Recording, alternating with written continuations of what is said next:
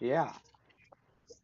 Hey, I because it's 10 o'clock, I just hit the broadcast button. So if anybody cared, they could see us, you and I, talking on YouTube. I just wanted to make sure you knew that.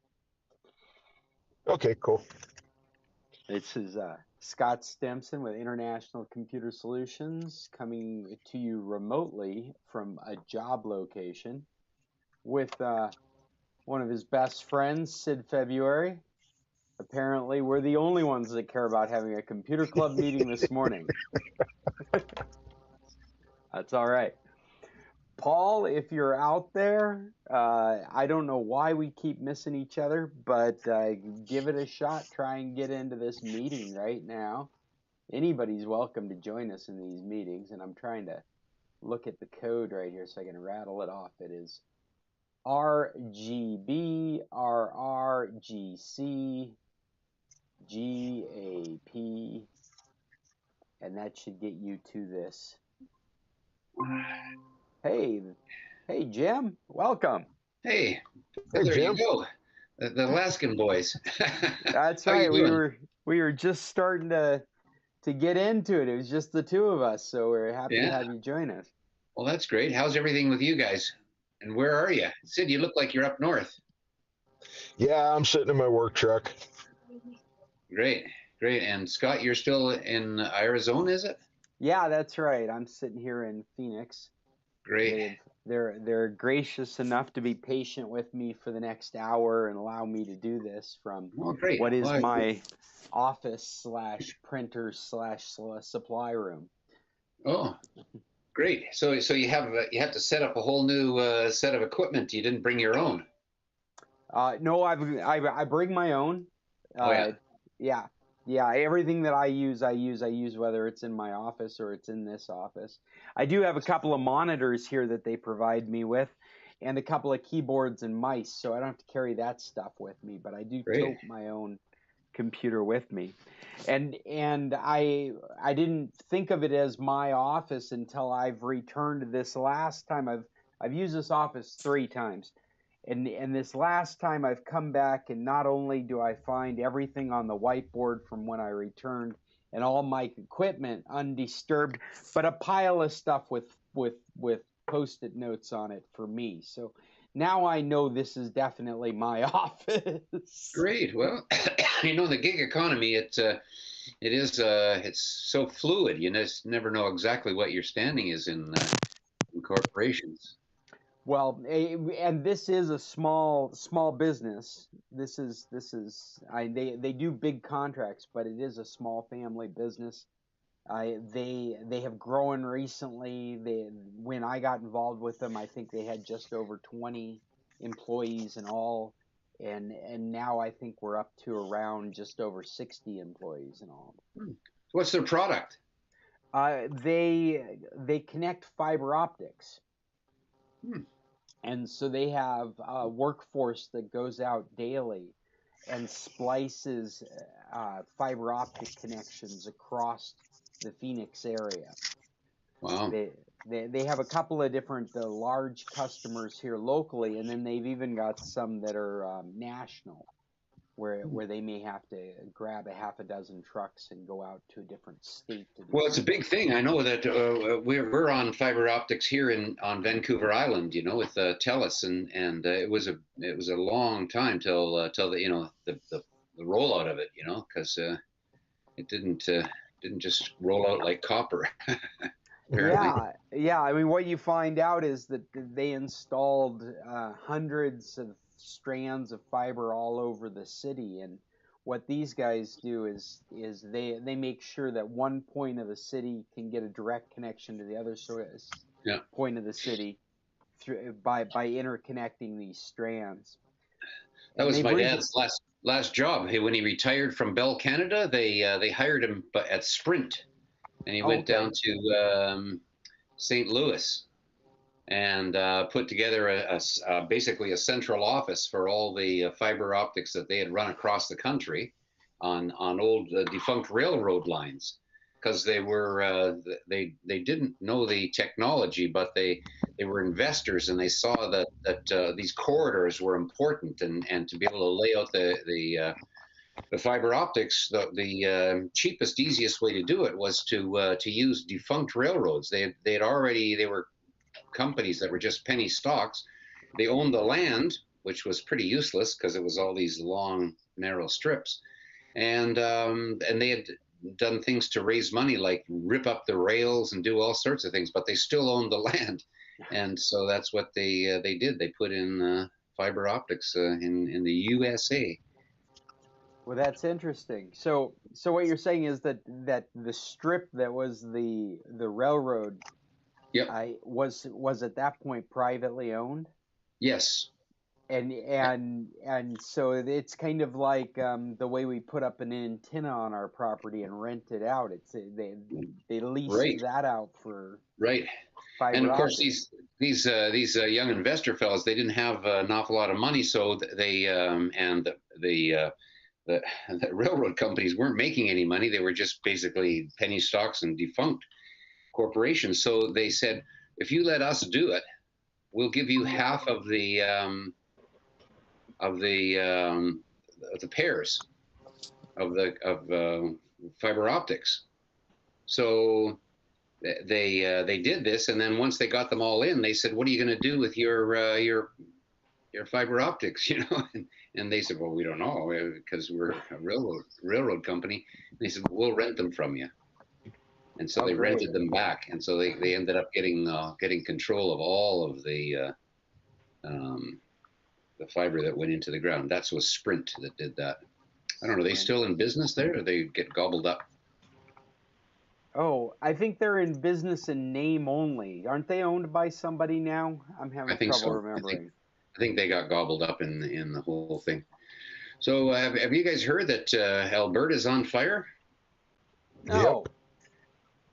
Yeah. And so you know how when it used to be California and then Oregon and Washington and was working its way up, now it's working its way back into the backcountry.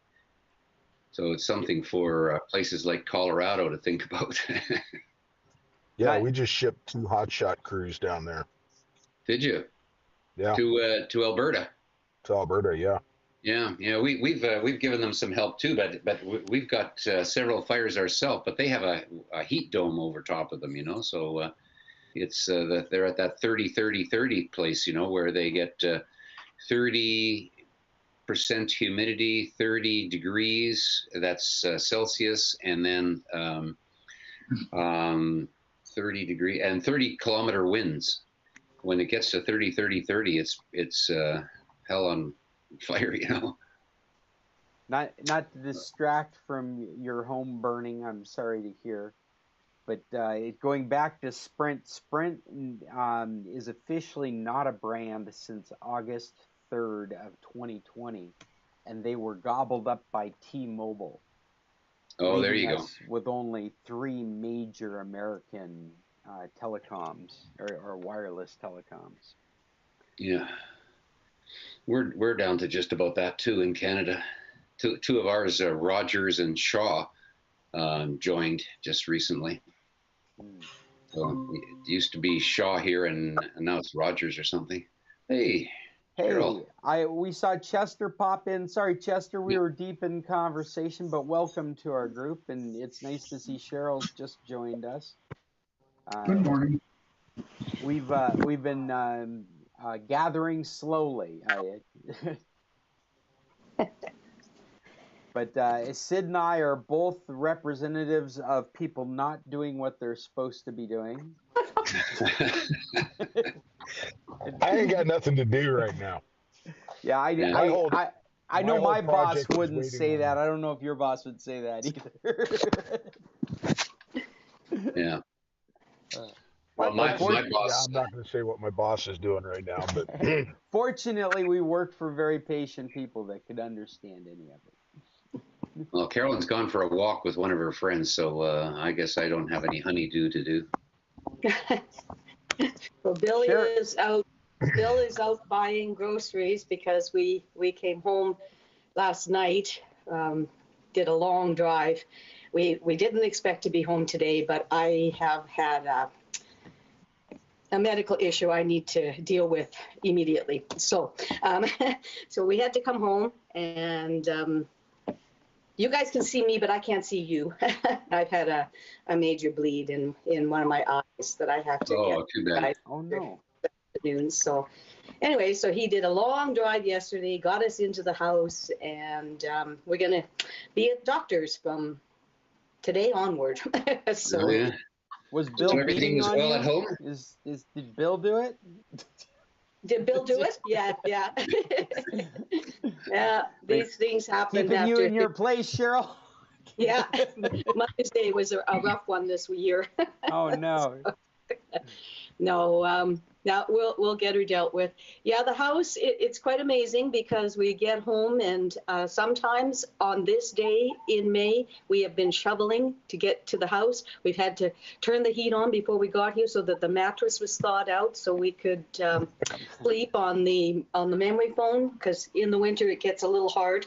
Anyways, we got home last night, and Bill had a beer in his shorts and t-shirt outside at 10 o'clock at night. It was beautifully warm, 24 degrees. It's Oh wow. It's quite different. But there's a lot of smoke in the air. We got air quality issues. So the windows are all closed, unfortunately, because I like them all open. But yeah, it's pretty smoky. South of us, west of us, north of us. So it's Alberta's burning. Yeah, that's what Jim was just reporting to us as well. Yeah, before you got here, we were talking about that. I'm glad you're home safe, though.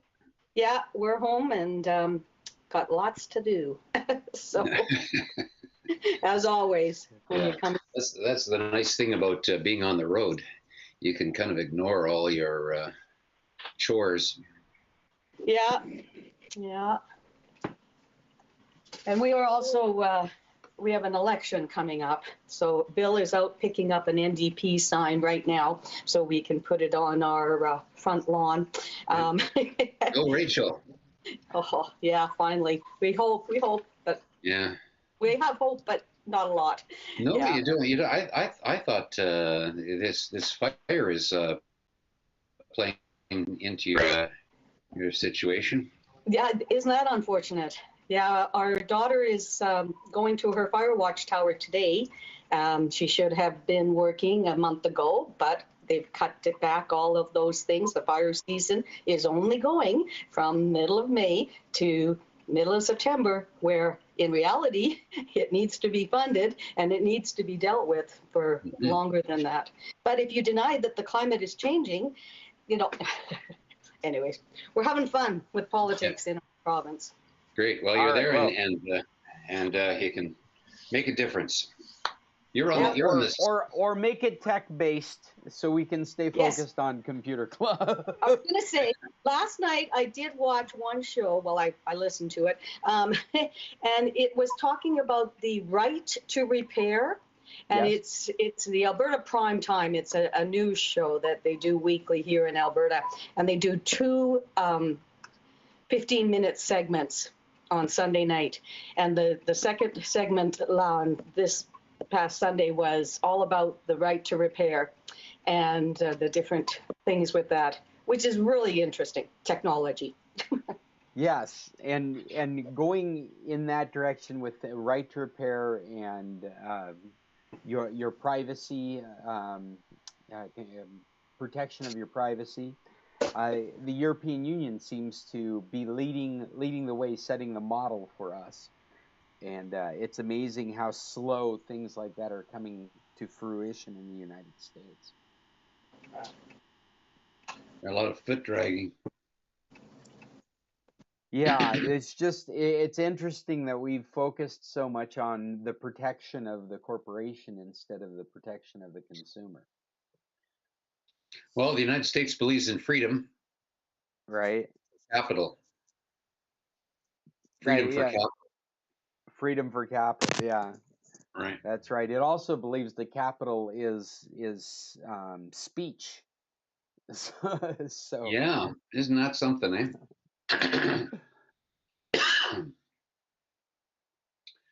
Right. So, yeah. Anyway,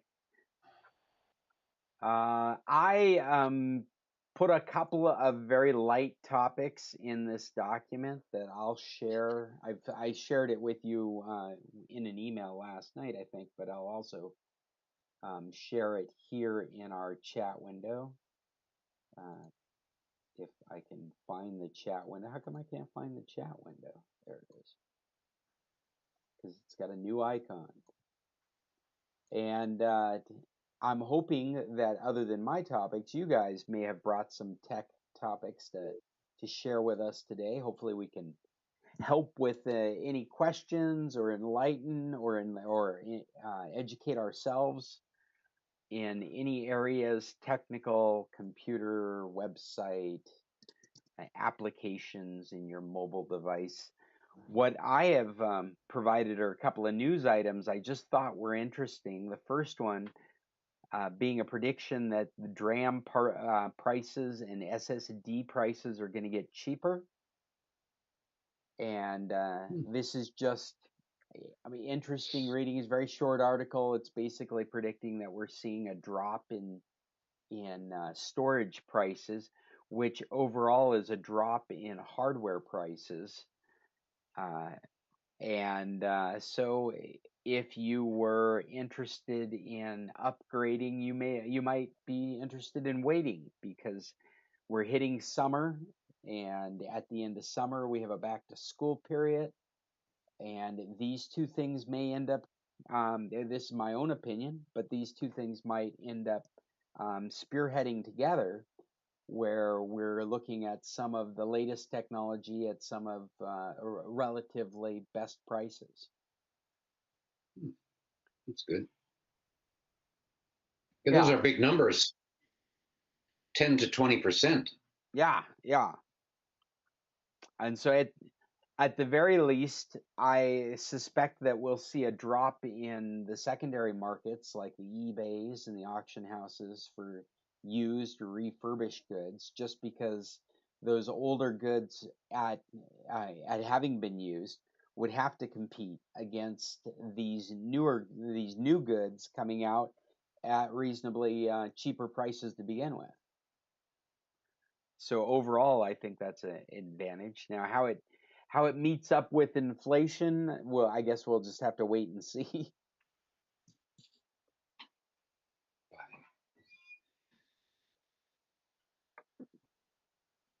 Is anybody upgrading? Is anybody interested in or running Windows 10 that is not able to run Windows 11, like myself? I'm suffering from that. It's a problem that is very you're unaccustomed to as a Windows user. In a Macintosh world, it's not surprising at all. But in a Windows world, you're used to being able to run Windows on equipment that's from way back. And I haven't gotten a computer that is an Intel chipset after Generation 7. That was my last computer, is Generation 7 chip. And they put an arbitrary constraint on it being the 8th gen or higher. And we're currently at 13th generation Intel chips. So that's something to keep in mind in general as you're upgrading. You might be getting a great price, but you'll want to look at the generation of the Intel chip. And then we're right at the cusp of an operating system. Windows is pushing forward with this AI stuff, and there is I've forgotten the name of it. The neural processors that's what it is. The neural processors are related to the machine learning that's being done by these AI models right now. Apple has provided their neural processor in their silicon for the last few generations, and this neural processor helps with things like fingerprints and facial recognition and however else they can creatively think of tracking your biometrics and things like that. This is basically an AI engine built into the hardware. And until recently, we have not had something like that in the Intel world, in the Intel chipset world. And it didn't matter because we didn't have any real software that was taking advantage of such a thing. Now they're saying that what's going to delineate Windows 12 is its use of this kind of processing. And so Windows 12 may actually warrant a reasonable hardware upgrade because of the features it would like to bring to you. I also imagine that because of what they did with 11, if you're running 11 and you don't have this hardware, you're going to upgrade to 12 without those features. I just imagine that they'll call 12 the latest operating system. And where the difference will be, these won't be added on things. Windows does this as it progresses. Macintosh does as well, where the operating system never included something, like it never included fingerprint reader. And so that was a third-party thing in Windows XP or Windows 7. It was a third-party piece of software and hardware. Whereas as Windows matured, it added that software to it. Yeah, Chester, I see your hands up, and I'm just babbling, so go ahead. Yeah, I'm running Windows 11, and I'm just curious if you know when they're expected to have Windows 12 available. I don't think it will be. I don't expect it to be within a very. I think it'll be a while. Yeah. Okay. And I don't think it's going to be based on a regular release. I mean, I'm sure there are journalists out there saying that they have a regular release schedule. We have so many years that Windows is good. Windows 10 is going to fall out of support in 2025. And so 2025 is when you're really going to care about whether you're running a newer computer that can run the newer Windows. Because Windows 10's, but you're already running Windows 11. I don't think that they're going to release Windows 12 for you. I think they're going to release Windows 12 when this neural processor becomes a standard or a regular optional piece in the hardware for the Intel chip. So I think what's going to happen is Windows 12 won't be on the scene until Intel is offering, or laptops are being offered that can take advantage of the neural processor. And then I think I think that's all marketing and planning, but they'll do it hand in hand with that hardware coming out. So there's a real justification to buy a new computer in some people's eyes. And then at the same time Windows 12 is being released, I imagine they're going to make it available for folks like you, folks that are on the latest Windows 11, and still don't have that hardware. They'll make a version of Windows 12 available. This is all just from my previous experience and how I see this stuff getting released. That's how I imagine it'll happen. And so it could be within the next year or two, because they've already put together the fabrications of these neural processors. It's just a matter of making it part of their standard chipset.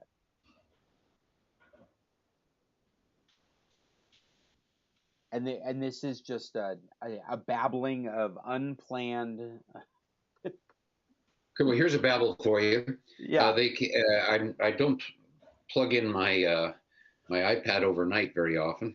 My problem, but I've been waking up to a thing that's saying we're trying to install a new system, and I can't remember the number now, but they're upgrading the system. Is there any words about that on my iPad? That there's an update that it's trying to install? Yeah, it's trying to upgrade my system, and I don't know what it is right now. Does it say it's a rapid security response update? And No, no, have it's just they just want me to install a newer system, and they're ready to do it if I leave it plugged in overnight, it's going to happen to me. So I just wondered if there's any words on that, but maybe you wait, don't. well, what version is it that you're looking at? Mine is an 8, I think. Let me see. But the operating system version that you're using. Okay, let me If you go into the settings under general, general. under about, there should be iOS version. Yeah, my iOS is 16.2, so it's 16.2 with some other numbers after it that I think that they're trying to update me to. Okay, I only ask because my iPhone 11 is running 16.4.1, and there was this rapid security update that was pushed out of cycle, just like by surprise, and I Uh-huh. held off installing it. Just like, what is this? Could this be a hack? Could they have compromised the upgrade system? Like, because it read like it's scaring you into installing it. Well, Mm-hmm. so what I realized the other day, I put it off, and then I realized the other day, it's installed.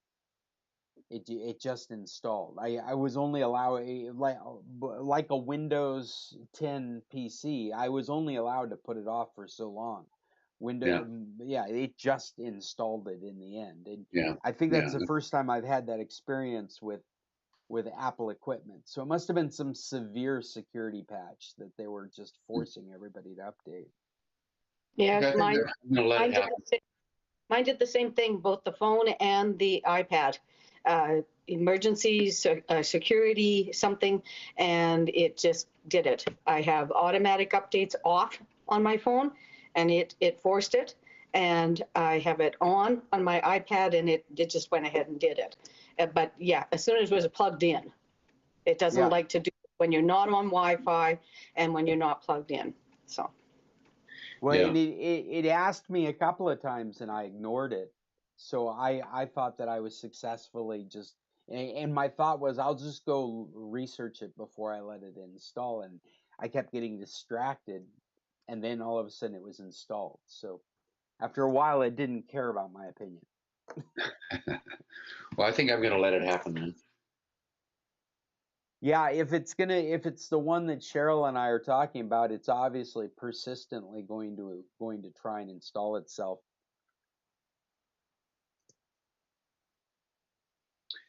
Yeah, I'll plug it in tonight.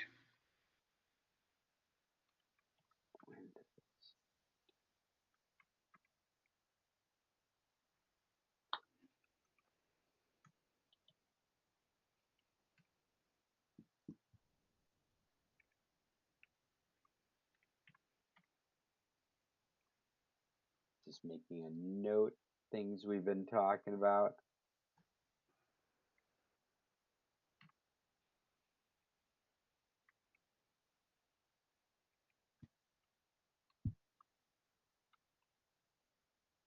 Well, other than the speculation that silicon is going to get cheaper, which I'm really excited about. I also included an article I thought we would all get, just some warm fuzzies off of.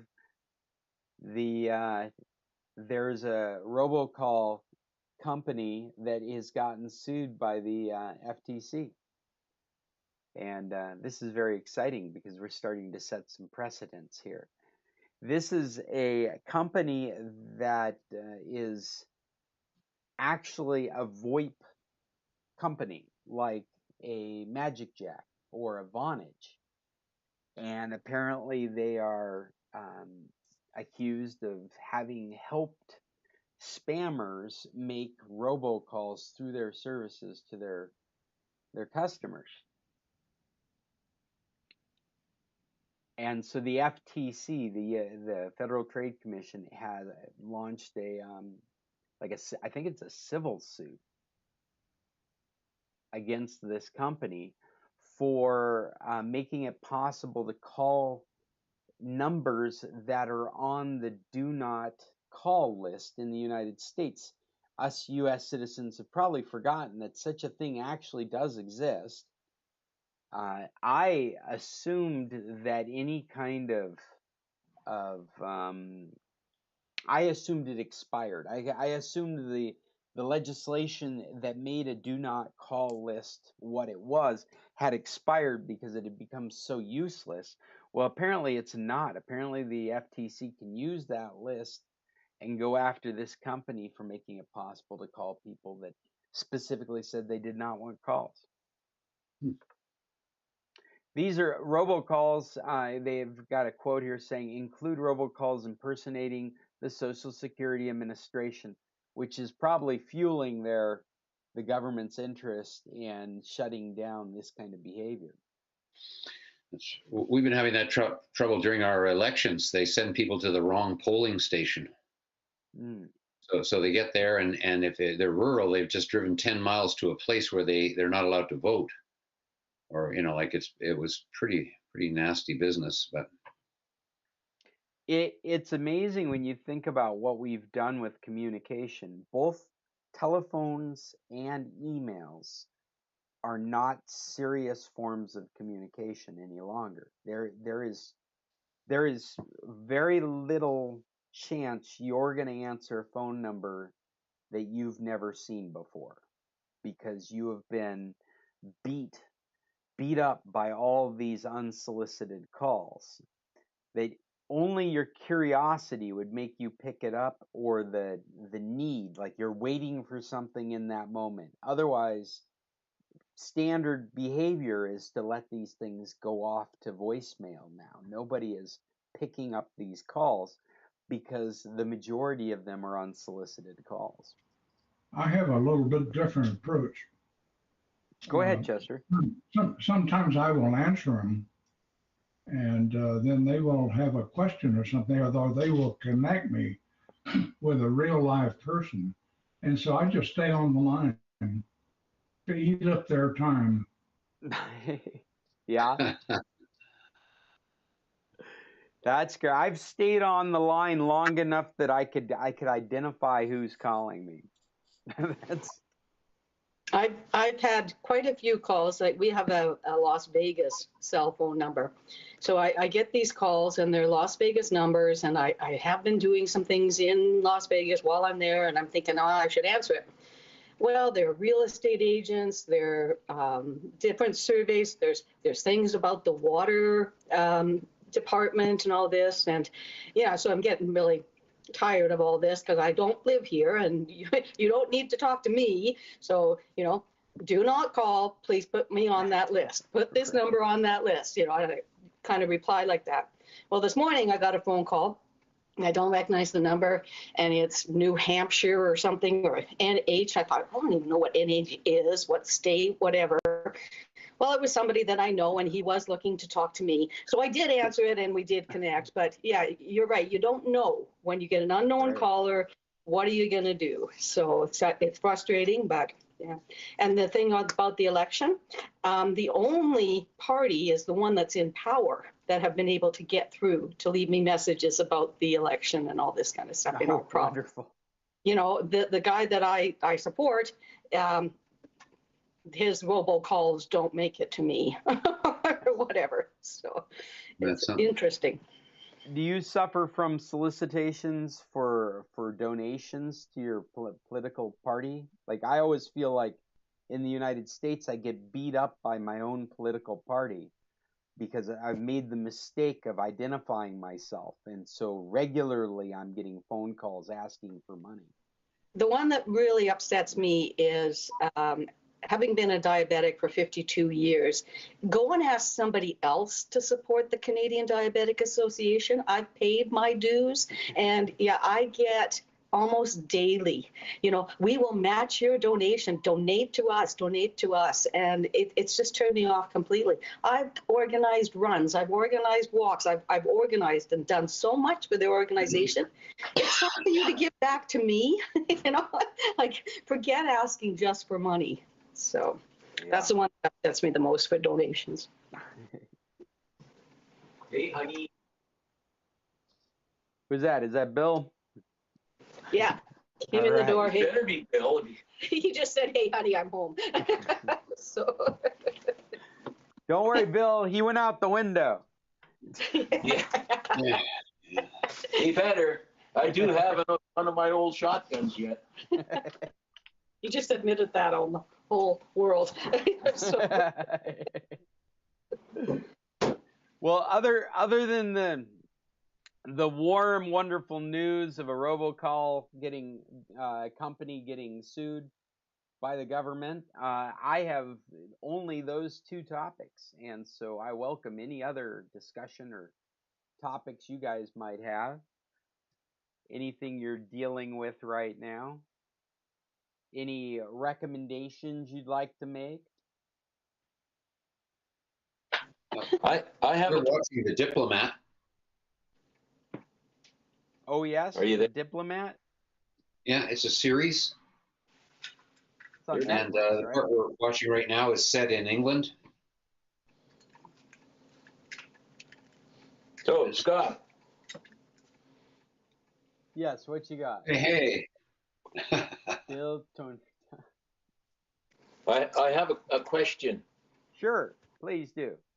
Okay, we have two of our old iPhones, the older versions, that Okay. are on the shelf now. Can I turn them into security cameras some way? Yeah. I have a better answer for you if they're Androids, but there is No, not there Android. are a few pieces of software out there. I don't have a particular one to recommend, but you could look at something like IPCam. That's the program that I'm using. I'm not saying this is the best for security cameras, but it's very easy to use. I think I paid around $3 for it, and it's the one I use to make my phone a camera there in our in-person meetings. The one I put on the tripod. Yeah, well, what I'm thinking is, like, when we go away, it wouldn't hurt to have a couple more security cameras around, so I could see a little bit more. Like right now, I have the Ring doorbell is the only camera that I can access to see outside. I was just wondering if there must be something that will convert them. I'm doing a Google for- search right this moment. I don't have one to recommend because I haven't done it with iPhones before. But Well, I can search it. I thought you yeah, might have a right quick at the top solution of the for it. list is something called Alfred Home Security Camera 4. Okay. And if it works like I'll Google it. You know, if it works like these other It was something softwares I I'm familiar with do, thought they support things like motion sensing, and what you'd want to get is you'd want to get like one of those those mounts like you'd have for a car mount, so you can mount the phone somehow, right? And then you'd want a power source for it. Yeah, but what happens if the power goes off for an hour? Can you start it back up again? Yeah, if your phone still has decent battery, then it would just switch the battery, right? If the batteries are completely toast, then I'll Google. yeah, and we could even make it a club thing. We would see if we can find what would be the best converter software. What would you call it? Webcam, security camera. Webcams or security cam or something. including battery or power supply. Yeah, see, like so every once in a while the power will dip or go out here. It has to be able to come back on. But if the app is shut down, like the phone actually shuts off, then you wouldn't be able to restart it, would you? If the phone turns off, well, actually, think about the way your iPhone works. If the battery goes dead and you plug a charger into it, then eventually it will turn itself on. It'll charge if the battery's completely Yeah, but dead. Right? Like it'll trickle charge the battery until it feels like it's healthy enough, and then it'll turn the phone on. Yeah. Bill, I think we lost you.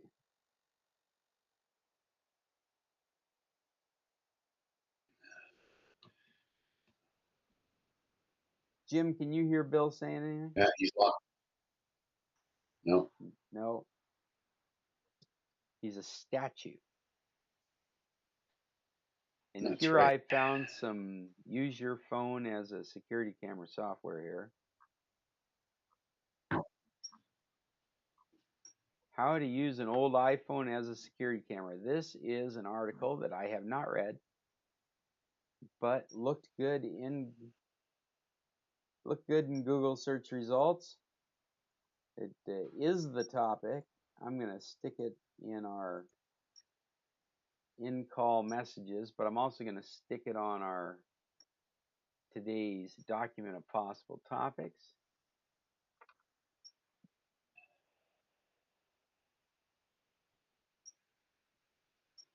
So it's available, and Bill can check it out. Wow, I wonder what happened to Bill. Just disappeared.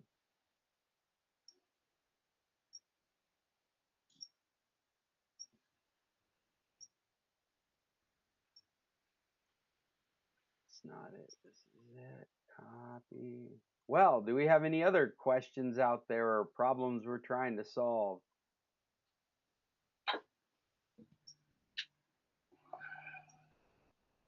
We have exhausted the news articles I brought.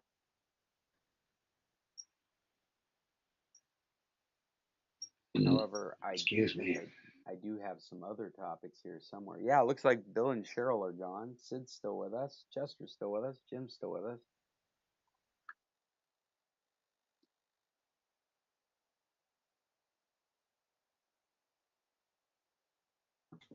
I don't have anything this week, but perhaps next week I'll have something to report on. I'm chasing down a streaming service that has more than 1,000 channels, and so I'll report on that next week. Oh yeah, that would be interesting to hear about.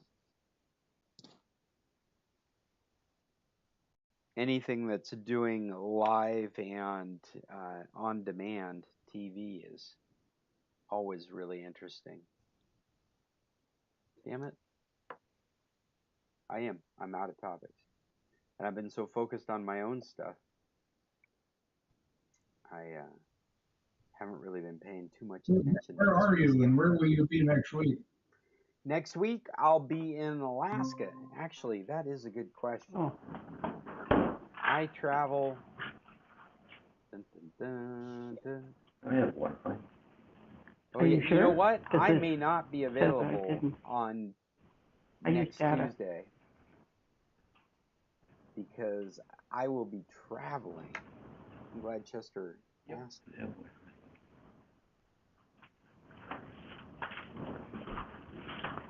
Double check my schedules here. Oh no, actually, yeah, I could be available. So I think it's business as usual. It'll just be from the bed and breakfast.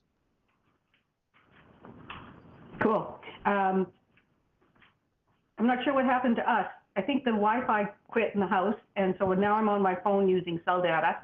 But we could hear you guys completely, and you kept going on, and you kept saying we were frozen and stuff. But we understood that you found a couple of them, and I'm hoping you put them in the doc.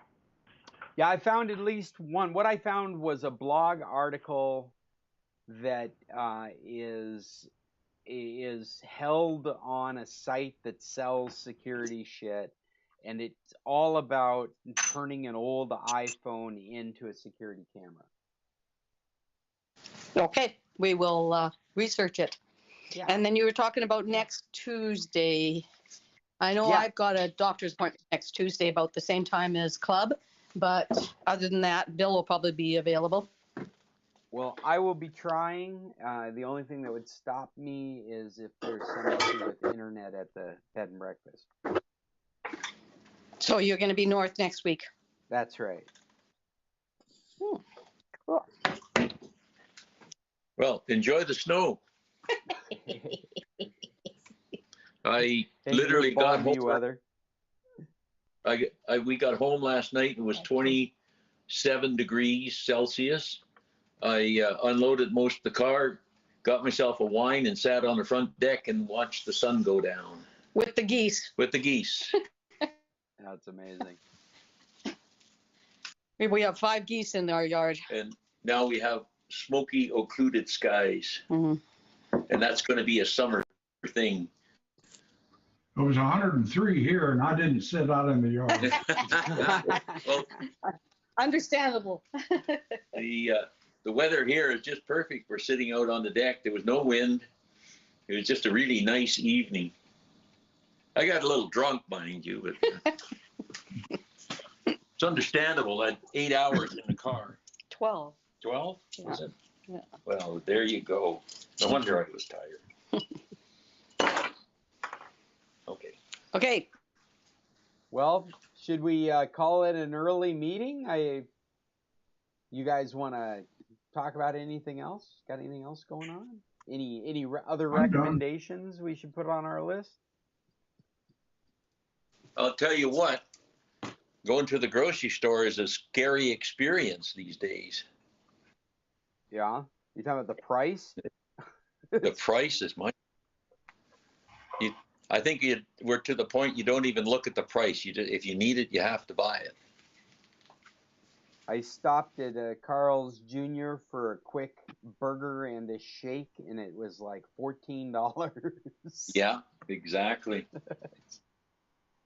I had breakfast at our go-to place in town, little family restaurant, and it was $15 before tip. On the positive side, Costco, I want to say hamburger, but Costco hot dogs are still $1.50. Still $1.50. Man, they're going to be selling those. Yeah, and their roasted rotisserie chickens are still $7.50 or something. They'll never change those prices. No, that's actually really nice. That's a bit of social welfare right there. Because I know if I was in college, every meal would be a Costco hot dog meal. Yeah, I was just thinking about feeding our teenage grandsons this summer. Yes, hot dogs will be on the. Well, I think a hot dog and a drink is $2.50 or something. Yeah, and an ice cream cone. A $1. great big huge ice cream is usually $1.49 at Costco. And we're talking Canadian. Yeah. That's like nothing for you guys. That's right. And in the States, Costco has churros.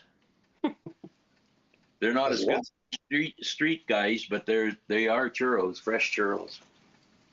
Well, I'm in real trouble.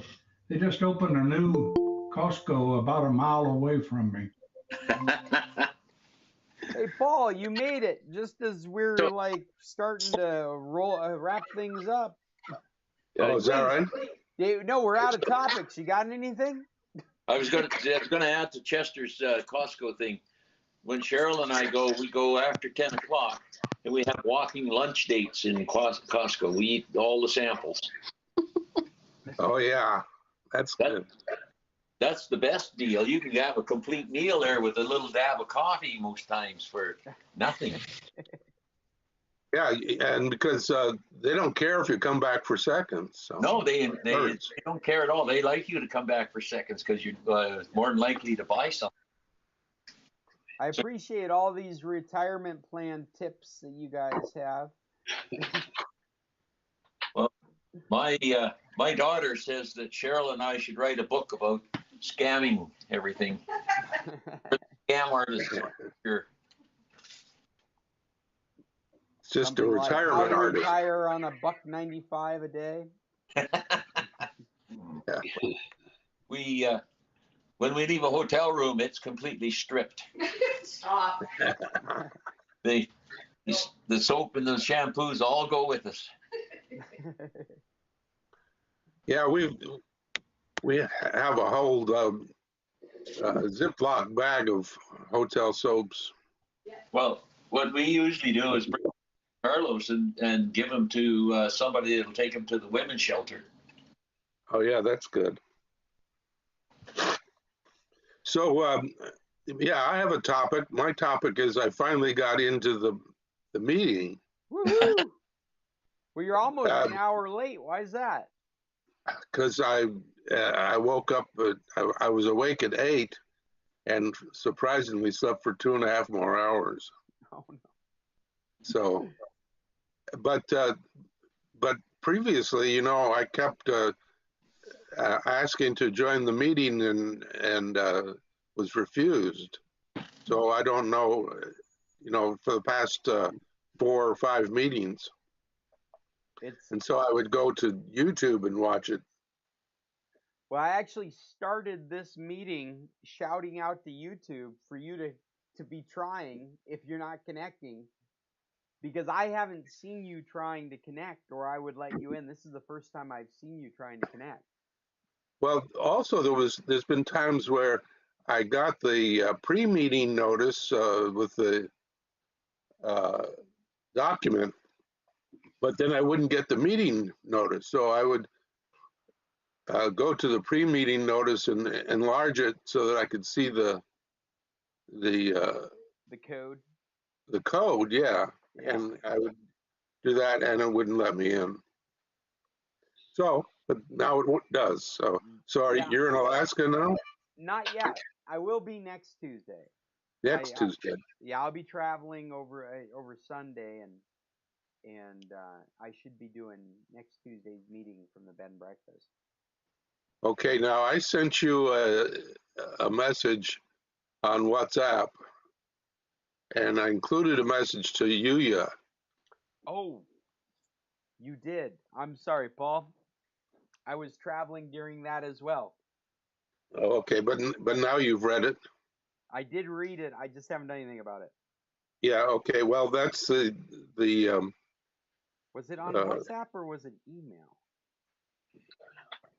No, it wasn't email. I think it was WhatsApp. Oh no, here it is. Yeah. And so anyway, we hope to. They're doing so much goofiness over the FMMs now. Yeah. Because for 22 years, we've been using FMMs. We get them 180 days and then go in and out. Oh well, we were going in a couple months ago, and Peggy and me and her sister Kathy, and Peggy went in to help Kathy get hers because ours was still good, we thought. And the woman there told Peggy that she says, "Well, don't you need one too?" And and Peggy says, "No, I already have one." And she says, "Well, you're supposed to turn that in whenever you go out and get a new one." Well, that's for visas, right? Don't you guys have a temporary or a permanent? No, we have FMMs. Just because the COVID, you had papers into the office, but then COVID shut the office down and is made our FMM the visa, the 6 month? It is called. It's an FMM, and it's called frequent migration something in Spanish. And I understood that it could come in and out. Well, that's what I thought too, because it would cost us a fortune to get one, because we go in maybe 4 or 5 times a year. Well, that's what I was thinking, because we go in December and we always buy ours then, and it's good for 180 days. So when we go north to do whatever and then we come back, we don't stop and get another one. We just keep it with us. Right. And at the end of our stay in, we stop. And what they're doing now is they're stamping in our passport the day that we pick up the FMM.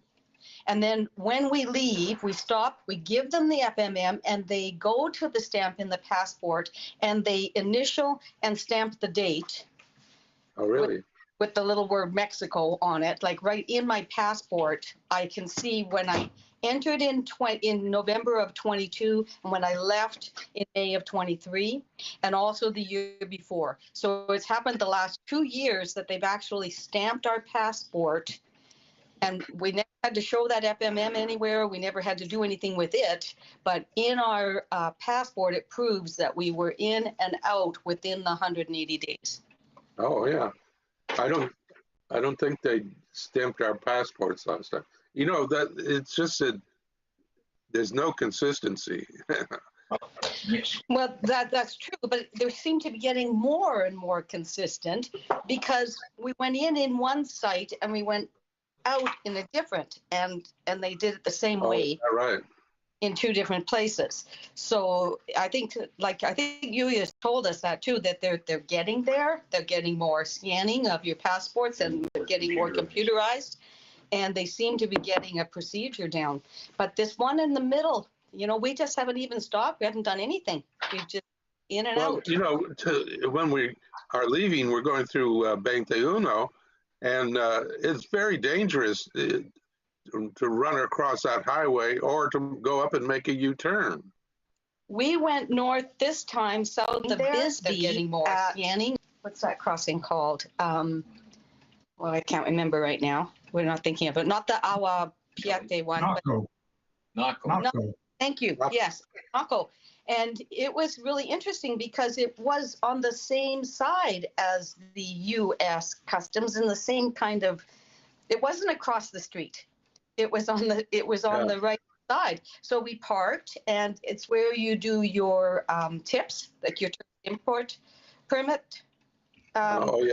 Out, but we didn't need to do that, so we just parked there and we walked down the aisle. We were we were on the sidewalk and we were almost in the United States, and there was this little door, and sure enough, opened the door. There were about 4 people and doing different things, and walked up to a guy and he stamped our passports and away we went. Well, they're remodeling the office at Mariposa, which is where the easiest place to get the FMM going in. I agree. Yeah, we've done it there too. Yeah. But because otherwise we've spent 2 hours in line at 21 before to get the FMM. Yeah. Right. Yeah, 21 is busy. So where do you get it at Mariposa? Just as you go through the gate there, where you can turn right and go downtown, or continue on the truck road. It's faster. Those buildings right there on the right. It's James. For a lot of years, it was open. There was a little office at the end of it. You didn't have to go through the red or green light and go right into Nogales Central. You could park and you could walk to the counter, but it's been closed for a couple of years. But like Paul's just saying that they're starting to renovate that and put the office back in there. So as you go through that little maze leaving the United States, and then you go up on the toll road, you kind of go to the left. If you went to the right, you would downtown Nogales, and the office was right there, and it sounds like it's going to be again. Yeah. Yeah, 21 really needs to be improved. I mean, the parking lot is terrible, and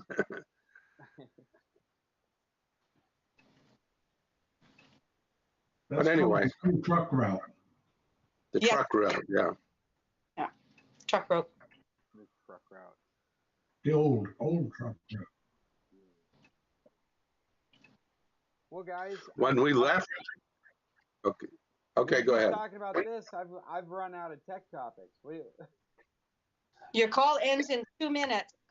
So we should probably call it to an end. Everybody's jumping off all of a sudden. Okay. Well, it's been good to see you guys, and I'll plan on seeing you next week. All right. See you then. Okay, Tech on. I'll go tech look on. at I'll go look at the YouTube. That's right, Paul. And set an alarm so we'll see you at 10 o'clock. Yeah, Well, actually, yeah. it'll be like 8 o'clock my time in Alaska. And it's 11 o'clock in Alberta. So there you go. All right. Well, you guys tech on. I'll see you next week. Bye-bye. Yeah. Bye now. Adios. That was it. We did it again. We did it even though some of us were at work. This is Scott Stimson from International Computer Solutions. And once again, if you're looking for tech support out there on the internet, I can typically remote into most situations you could find yourself in. Give me a shot, Scott at internationalcs.net. And if you like the Computer Club, check out our website at scclub.org. There isn't much there except for a playlist of YouTube videos and just some random other garbage. But check it out anyway. And if you enjoyed this, come back next week, Tuesdays at 10. Check on.